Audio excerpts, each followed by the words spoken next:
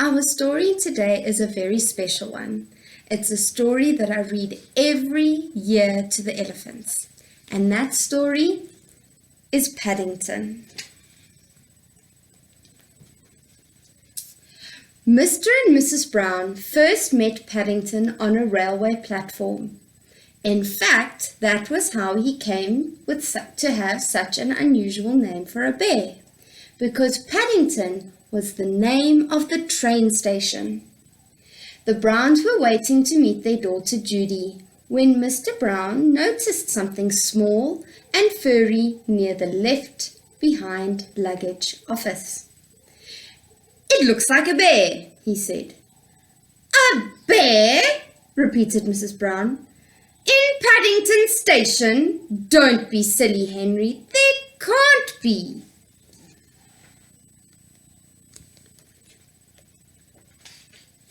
But Mr. Brown was right. It was sitting on an old leather suitcase marked "Wanted on Voyage." As they got closer, it stood up and politely raised his hat. "Good afternoon," it said. "May I help you?" "It's very kind of you," said Mr. Brown, "but as a matter of fact, we were wondering if we could help you." "You're a very small bear," said Mrs. Brown. "Where are you from?" The bear looked around carefully before answering. "Darkest Peru. I'm not supposed to be here at all. I'm a stowaway." So he's hidden away in the bags. "You don't mean to say you've come all the way from South America on your own?" exclaimed Mrs. Brown. "Whatever did you do for food?" Unlocking the suitcase, the bear took out an almost empty glass jar. "I ate marmalade. Bears like marmalade." Mrs. Brown looked at the label around the bear's neck. It said, quite simply, "Please look after this bear. Thank you."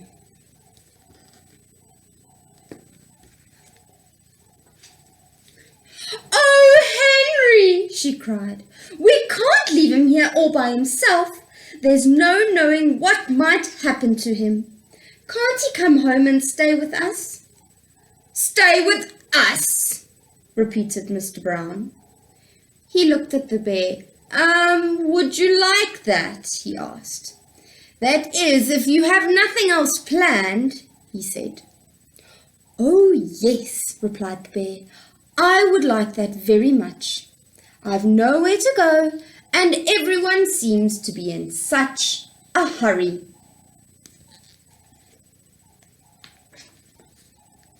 "That settles it," said Mrs. Brown.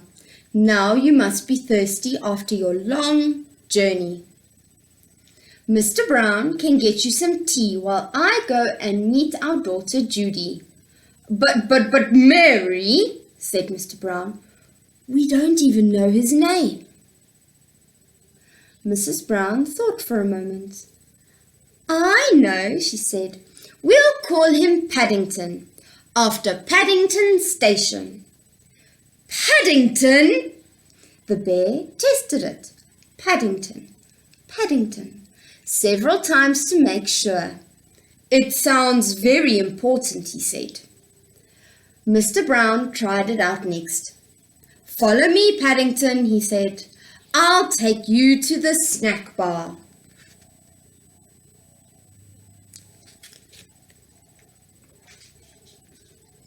Mr. Brown was as good as his word. Paddington had never seen so many snacks on one tray, and he didn't know what to try first.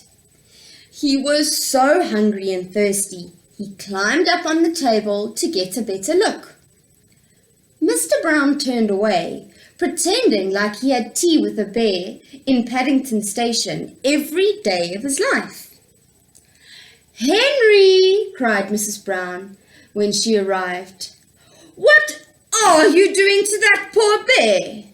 Paddington jumped up to raise his hat, and in his rush He stood on a strawberry tart, slipped on the cream, and fell over backwards into his cup of tea.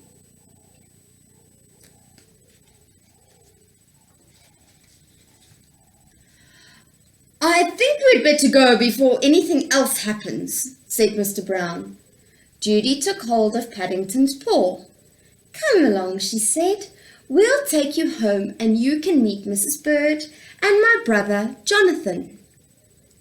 Mr. Brown led the way to the waiting cab. "Number 32 Windsor Gardens, please," he said. The driver stared at Paddington. "Bears are extra," he growled. "Sticky bears is twice as much, and make sure none of it comes off on my car seats. It was clean when I set out this morning." He's very grumpy.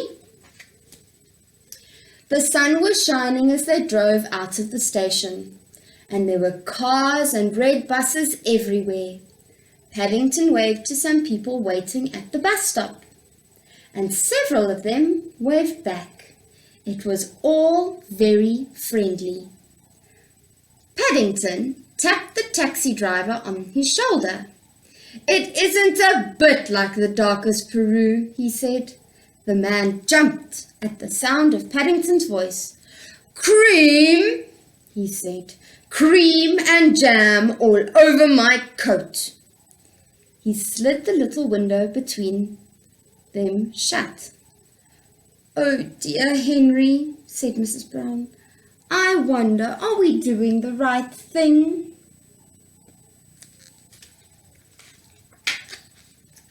Fortunately, before anyone had time to answer, they arrived at Windsor Gardens, and Judy helped Paddington onto the pavement. "Now you're going to meet Mrs. Bird," she said. "She looks after us. She's a bit scary at times, but she doesn't really mean it. I'm sure you'll like her." Paddington felt his knees begin to wobble. I'm sure I shall, if you say so," he said.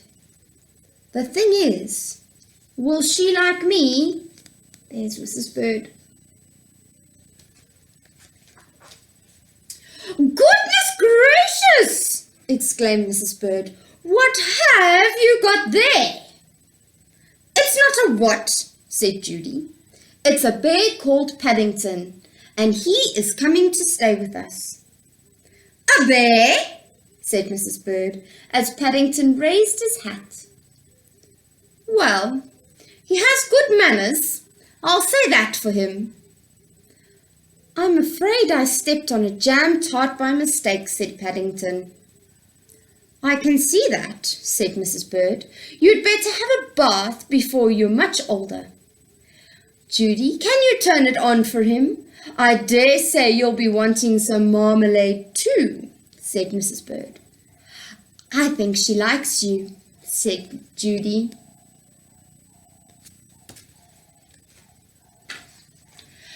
Paddington had never been in a bathroom before, and while the water was running, he made himself at home.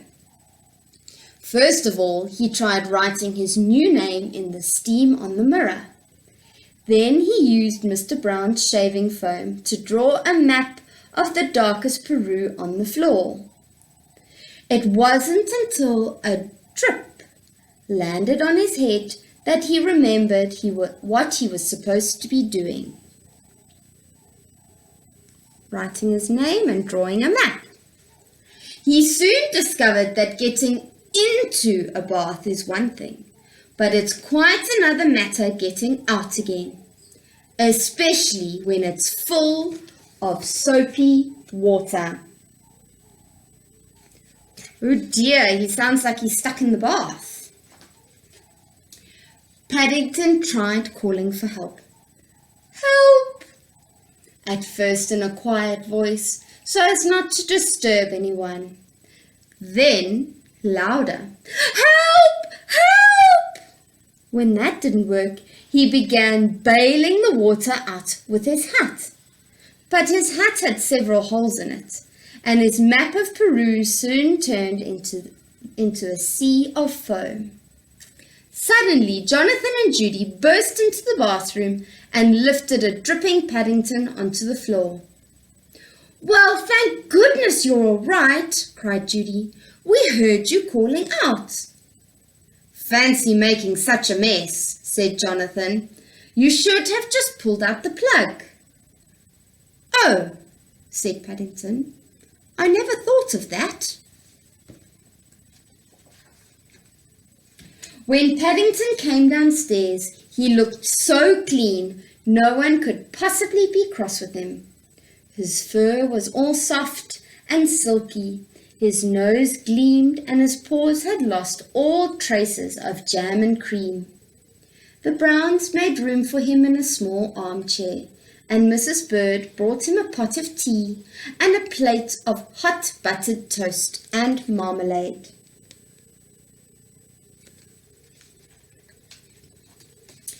"Now," said Mrs. Brown, "you must tell us all about yourself. I'm sure you must have had lots of adventures." "I have," said Paddington. "Things are always happening to me. I'm that sort of bear." He settled back into the armchair. "I was brought up by my Aunt Lucy in darkest Peru," he said.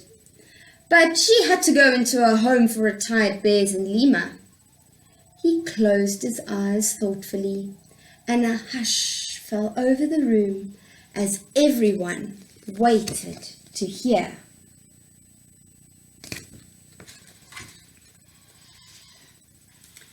After a while, when nothing happened, they began to get rather restless. Mr. Brown tried coughing. Then he reached across and poked Paddington. "Well, I never," he said. "I do believe he's fast asleep." "After all that's happened to him," said Mrs. Brown, "is it any wonder?" The end.